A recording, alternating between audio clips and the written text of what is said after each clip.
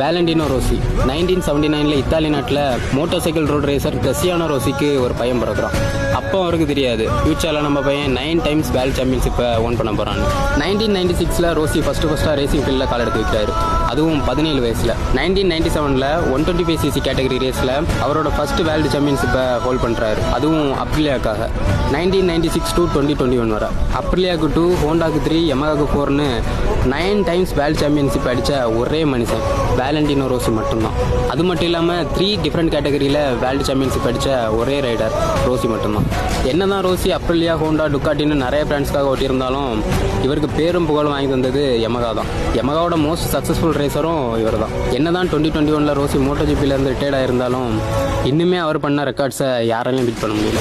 Moto ஜிபியோட கடவுள், Moto ஜிபிக்கு மட்டும் இல்லை, ஒவ்வொரு ரைடர்ஸோட ரோல் மாடல் ப்ளஸ் கடவுள் இவர் மட்டும்தான், த டாக்டர்.